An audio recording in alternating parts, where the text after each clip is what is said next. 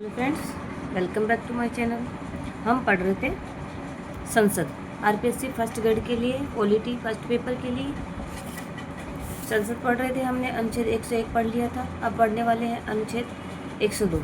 इसमें संसद के सदस्यों की निर्हरताएँ दी गई हैं, यानी अयोग्यताएँ। अहर्ताएँ योग्यताएँ होती हैं, निर्हरताएँ अयोग्यताएँ होती हैं। अनुच्छेद 102 एक में निर्हरताएँ अयोग्यताएँ दी हैं, जिसमें कि लाभ का पद धारण करने पर मानसिक रूप से विकृत और सक्षम न्यायालय की ऐसी घोषणा विद्यमान है यदि वह अनुमोचित दिवालिया है।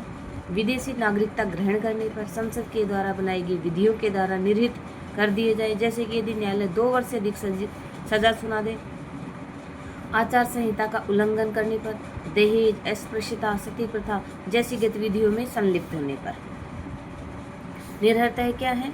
एक तो व्यक्ति जैसे कि लाभ का पद धारण कर ले तो भी वह उसके लिए योग्य नहीं होता, और मानसिक रूप से विकृत होने पर, और दिवालिया होने पर, विदेशी नागरिकता ग्रहण करने पर, और संसद जैसे कि विधि जो बनाई गई है, निर्हित कर दिया गया है उसकी विधि के द्वारा, जैसे कि यदि कोई न्यायालय उसे 2 वर्ष से अधिक की सजा सुना दिया हो, और आचार संहिता का उल्लंघन करने पर, दहेज, अस्पृश्यता, सती प्रथा जैसी गतिविधियों में संलिप्त होने पर। अनुच्छेद 102 के सब पार्ट 2 में यदि कोई व्यक्ति 10वीं अनुसूची दल बदल के आधार पर अयोग्य घोषित कर दिया, 102 के 2 में क्या उल्लेख है? यदि कोई व्यक्ति 10वीं अनुसूची में क्या है? दल बदल के आधार पर अयोग्य घोषित कर दिया गया। अनुच्छेद 103 में सदस्यों की निर्भरताओं से संबंधित प्रश्नों पर विनिश्चय। 103 में क्या है? जैसे सदस्यों की अयोग्यताएं से संबंधित जो भी प्रश्नों पर विनिश्चय हो, जैसे कि चुनाव में भ्रष्टाचार, अनुच्छेद 102 1 के आधार पर सांसदों के अयोग्य राष्ट्रपति घोषित करता है। और मतलब इनमें निर्हरताएं अयोग्यताएं हैं जो हमने ये ऊपर देखे हैं। इनमें निर्हरताओं को संबंधित विनिश्चय कौन करता है, यानी उनके बारे में घोषित कौन करता है? तो राष्ट्रपति। जैसे कि भ्रष्टाचार, चुनाव में भ्रष्टाचार हो जाए तो इसके आधार पर अयोग्य कौन घोषित करेगा? राष्ट्रपति। और अनुच्छेद 103(1) में भारतीय निर्वाचन आयोग के परामर्श करके अनुच्छेद 103(2), यानी ये अनुच्छेद ऐसे हैं जो राष्ट्रपति एक तो सांसदों के को अयोग्य कब राष्ट्रपति घोषित कर सकता है? चुनाव के आधार पर, और भारतीय निर्वाचन आयोग से परामर्श करके अनुच्छेद 103(2) के आधार पर। अनुच्छेद 104 बिना शपथ लिए या अर्हित न होते हुए भी निर्हित किए जाने पर बैठने और मत देने के लिए शास्ति। यदि कोई सांसद बिना शपथ लिए संसद की बैठकों में भाग ले लेता है और उस पर प्रतिदिन 500 रुपये के हिसाब से जुर्माना लगाया जा सकता है, जो संघ के देय ऋण के रूप में वसूला जाएगा।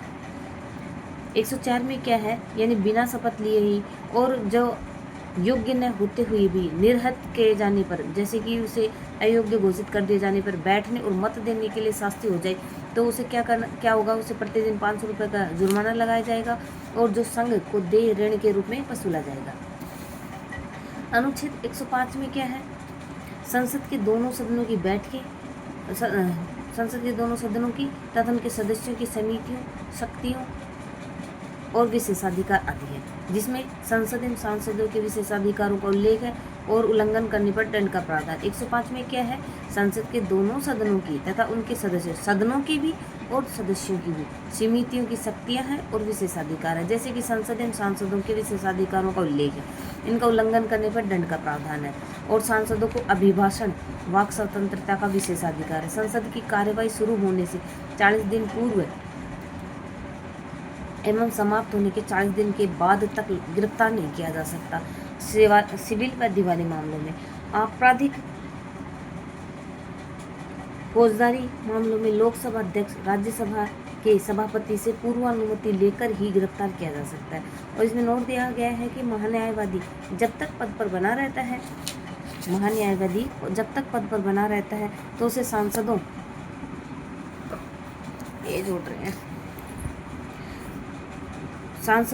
के समान विशेषाधिकार प्राप्त होते हैं।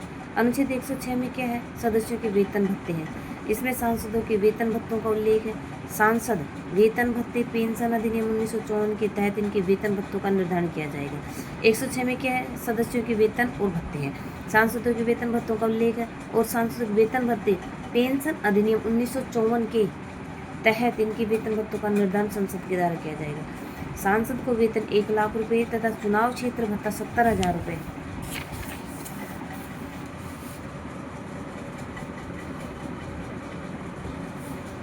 और कार्यालय खर्च 60,000 रुपये, दैनिक भत्ता 200 रुपये और मुफ्त आवास, टेलीफोन, यात्रा, स्वास्थ्य खर्च आदि। 160 में क्या क्या है? अब देखो, एक पर्सन ऐसे वेतन भत्तों से ऐसे बन सकता है कि वेतन भत्तों में क्या क्या शामिल होता है, जैसे उनके सांसदों के वेतन होता है, फिर चुनाव क्षेत्र भत्ता होता है, कार्यालय खर्च होता है, दैनिक भत्ता होता है और मुफ्त आवास होता है, टेलीफोन, यात्रा, स्वास्थ्य खर्च आदि, ये सब उनके वेतन भत्तों में शामिल किए जा सकते हैं। और अनुच्छेद 160 में विधेयकों पर पुनः स्थापना और पारित किए जाने के संबंध में उपबंध। अनुच्छेद 160 में क्या है? विधेयकों के पुनः स्थापना और पारित किए जाने के संबंध में उपबंध। लोकसभा के भंग होने पर विधेयक पड़ने वाला प्रभाव। ऐसे विधेयक जो लोकसभा में लंबित है वह समस्त विधेयक समाप्त हो जाते हैं। 160 में क्या है? विधेयकों के पुनः स्थापना और पारित किए जाने के संबंध में है।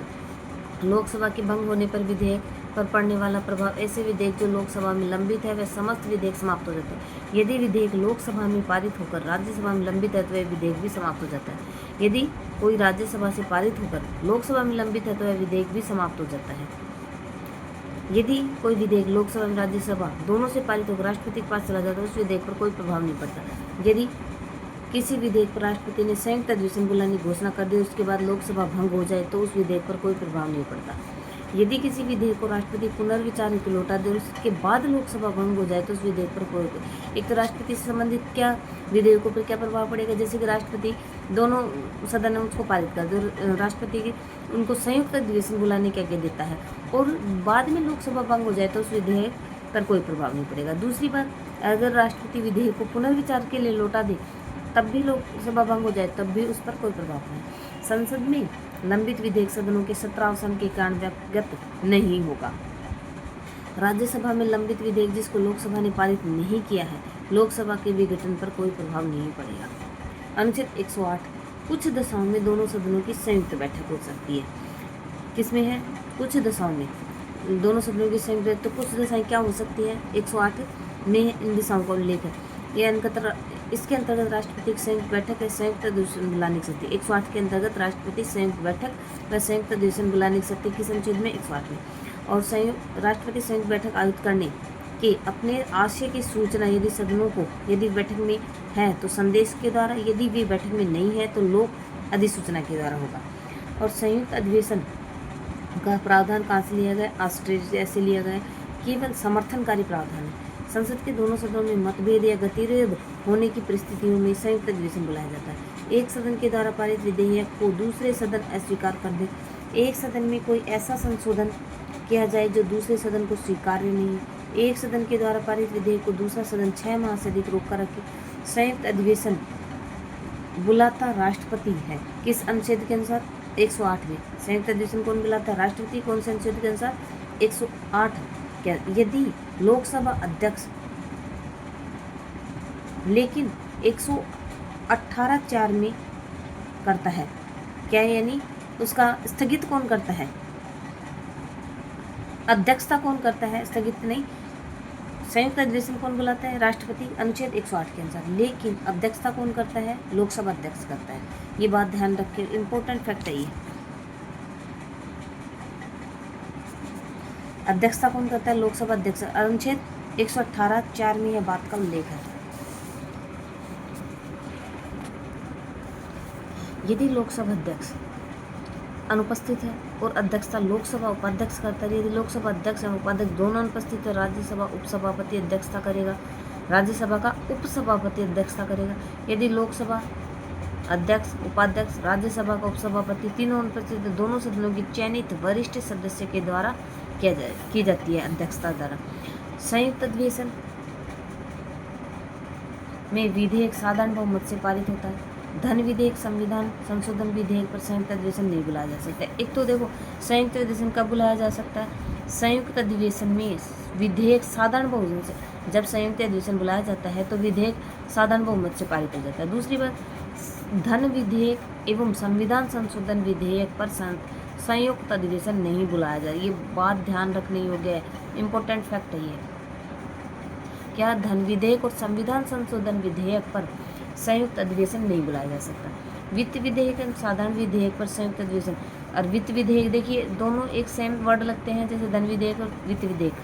वित्त विधेयक पर साधारण विधेयक पर संयुक्त अधिवेशन बुलाया जाता है। संयुक्त अधिवेशन की प्रक्रिया लोकसभा के नियमों के अनुसार होती है। संयुक्त अधिवेशन की प्रक्रिया लोकसभा के अधिनियमों के अनुसार चलती है। अब तक संयुक्त अधिवेशन कितनी बार बुलाया गया है देखते हैं। 3 बार बुलाया गया है। पहला दहेज रोकथाम विधेयक 1961 में आया था, तो पारित थी 6 एवं 9 मई, और राष्ट्रपति कौन थे? राजेंद्र प्रसाद, और प्रधानमंत्री कौन थे? पंडित जवाहरलाल नेहरू। दूसरा बैंकिंग सेवा आयोग विधेयक 1977 में आया था। 16 मई 1978 को नीलम संजीव रेड्डी राष्ट्रपति थे और मोरारजी देसाई प्रधानमंत्री थे। तीसरा आतंकवाद निवारक विधेयक कोटा 2002 में, और 26 मार्च 2002 के.आर. नारायण राष्ट्रपति थे और अटल बिहारी वाजपेयी प्रधानमंत्री थे। तो अब तक 3 बार संयुक्त अधिवेशन बुलाया गया है। अनुच्छेद 109 में क्या है? धन विधेयकों के संबंध में विशेष प्रक्रिया है। धन विधेयकों के संबंधित प्रावधान या प्रक्रिया किसमें है? 109 में। इस अनुच्छेद में धन विधेयक की प्रक्रिया का उल्लेख है। कोई विधेयक धन विधेयक है या नहीं, इसका निर्णय लोकसभा का अध्यक्ष करता है। धन विधेयक के मामले में लोकसभा अध्यक्ष का अंतिम निर्णय होता है। इसके निर्णय को न्यायालय में चुनौती नहीं दी सकती। धन के विधेयक के मामले में अधिकार किसको प्राप्त है? लोकसभा अध्यक्ष को। यही निर्णय करता है कि धन विधेयक है नहीं, और जब ये निर्णय ले लेता है तो इसको चुनौती न्यायालय में भी चुनौती नहीं दी जा सकती। धन विधेयक सरकारी विधेयक होता है क्योंकि यह मंत्री के द्वारा प्रस्तुत किया जाता है। धन विधेयक राष्ट्रपति की पूर्वानुमति लेकर सर्वप्रथम लोकसभा में धन विधेयक प्रस्तुत करने से पहले राष्ट्रपति की अनुमति ली जाती है। धन विधेयक को राज्यसभा अधिकतम 14 दिन तक रोक सकता है। 14 दिन के बाद स्वतः पारित मान लिया जाता है। धन विधेयक में राज्यसभा संशोधन नहीं कर सकती और उसे अस्वीकार भी नहीं कर सकती है। राज्यसभा केवल सिफारिश कर सकती है, और इस सिफारिश को मानना या न मानना लोकसभा पर निर्भर। तो इसका कहने का मतलब ये हो गया कि राज्यसभा में इसको इस धन विधेयक के संबंध में कोई अधिकार प्राप्त नहीं है, नील है एक तरह से वो, और सारा काम कौन करता है? लोकसभा अध्यक्ष ही करता है। धन विधेयक में राज्यसभा के मुकाबले लोकसभा ज़्यादा शक्तिशाली है। राष्ट्रपति धन विधेयक को पुनर्विचार हेतु लौटा नहीं सकता, अर्थात निलंबनकारी वीटो का प्रयोग भी नहीं कर सकता। राष्ट्रपति धन विधेयक पर अपनी सहमति रोक सकता है, अर्थात पॉकेट वीटो, आत्यंतिक वीटो का प्रयोग धन विधेयक पर कर सकता है। राष्ट्रपति धन विधेयक पर संयुक्त अधिवेशन नहीं बुला सकता। धन विधेयक राष्ट्रपति की मंजूरी के बाद कानून बन जाता है। सभी धन विधेयक वित्त विधेयक होते हैं, लेकिन सभी वित्त विधेयक धन विधेयक नहीं होते हैं। अब साधारण विधेयक और धन विधेयक में क्या था? इसे संसद के किसी भी सदन में रखा, साधारण विधेयक होता है उसे किसी भी सदन में रखा, लेकिन धन विधेयक को लोकसभा में रखा जाता है। इसमें राष्ट्रपति की पूर्व अनुमति की आवश्यकता। साधारण विधेयक में राष्ट्रपति की अनुमति लेना आवश्यक नहीं है, लेकिन धन विधेयक के संबंध में ली जाती है। राज्यसभा इसे अधिकतम 6 माह तक रोक सकते हैं, लेकिन धन विधेयक के संबंध में सिर्फ 14 दिन तक रोक सकते हैं, उसके बाद स्वतः ही पारित हो जाता है और इस पर संयुक्त अधिवेशन बुलाया जा सकता है, लेकिन धन विधेयक पर संयुक्त अधिवेशन नहीं बुलाया जा सकता। इसे राष्ट्रपति पुनर्विचार हेतु लौटा सकता है, और धन विधेयक को राष्ट्रपति पुनर्विचार हेतु नहीं लौटा सकता। साधारण विधेयक को राज्यसभा अस्वीकार व संशोधन कर सकते हैं, लेकिन धन विधेयक को राज्यसभा संशोधन एवं अस्वीकार नहीं कर सकती। यह मंत्री या गैर मंत्री द्वारा प्रस्तुत किया जा सकता है, लेकिन यह मंत्री द्वारा ही प्रस्तुत किया जाता है। यह सरकारी या गैर सरकारी विधेयक और यह सरकारी विधेयक है, और यह सरकारी विधेयक लोकसभा में पारित नहीं होता तो सरकार गिर जाती है, और यदि ये पारित हो, ये क्या होता है कि साधारण विधेयक लोकसभा में पारित नहीं होता तो सरकार गिर जाती है, यदि ये पारित नहीं होता तो सरकार गिर जाती है। इसमें भी दोनों में एक ही बात लिखी हुई है। हम फ्रेंड्स अनुच्छेद 110 धन विधेयक की परिभाषा हम नेक्स्ट अगले वीडियो में पढ़ेंगे। अगर आपको मेरा वीडियो पसंद आता है तो लाइक से सब्सक्राइब जरूर करें।